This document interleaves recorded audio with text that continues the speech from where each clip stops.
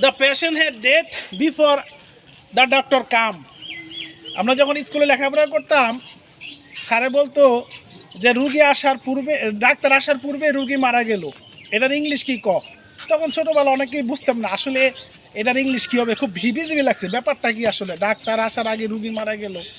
কিন্তু গতকাল যে বোলাগঞ্জে সাদা পাথর যে চুরি হইলো গত দুদিন আগে, চুরি হওয়ার পরে বুঝলাম যে অনেক ট্রাকে ট্রাকে পাচার হইলো। তখন আইনশৃঙ্খলা বাহিনী সরকারের টনক লড়লো।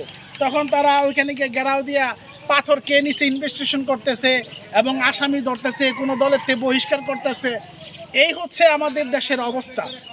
এখন শুনছি এই পাথর নিয়ে নাকি শয়তানরে ঢিলা মারে।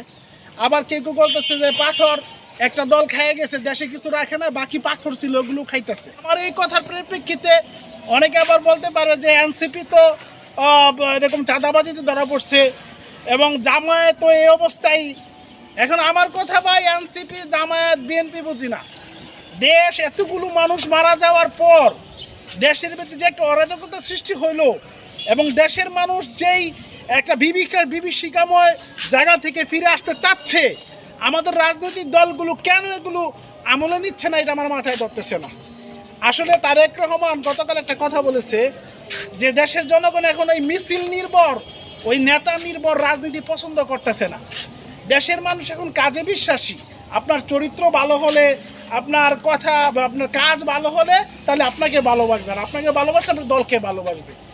এরকম ওই যে চুন খাইয়া মুখটা ধুয়ে দেখলে ভয় লাগে, আমাদের একটা কথা আছে না।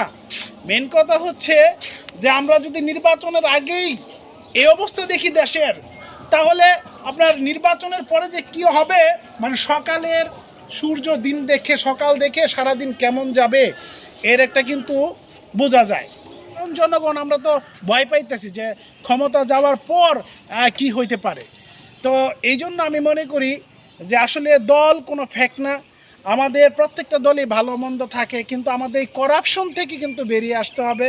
এবং যে বাংলাদেশের যে রাজনীতি, নোংরা রাজনীতি, আমরা হয়তো ওই যে আমাদের দেশে কথা আছে, এক বউ সারলাম সাইল খাওয়ার দরে, আরেক বউ আনলাম আওলা সাইলে গিলে। এখন এমন যাতে না হয় এবং আমরা যাতে কন্টিনিউ যাতে আপনার একটা ভালো দেশে যেতে পারি, সেই শুভ লক্ষণ কিন্তু আমরা দেখছি না। তা আমার মনে হয় বাংলাদেশের জনগণ এবং বাংলাদেশের ভবিষ্যতের কপাল আরও খুব লাঞ্ছনা আছে। আল্লাহ ভালো জানে কি হচ্ছে, যেহেতু কোনো সংস্কার এখন যাচ্ছে না। এখন ইউনূস সরকারের কথা বললে সেও আমি মনে করছি যে সেনাবাহিনীর সাপোর্ট পাচ্ছে না, পুলিশ সাপোর্ট করতেছে না, এবং বিরোধী দলগুলো, বড় যে দলগুলো আমাদের বাংলাদেশে আছে তারাও ওরকমভাবে সাপোর্ট করছে না। তো মাঝখান দিয়ে যে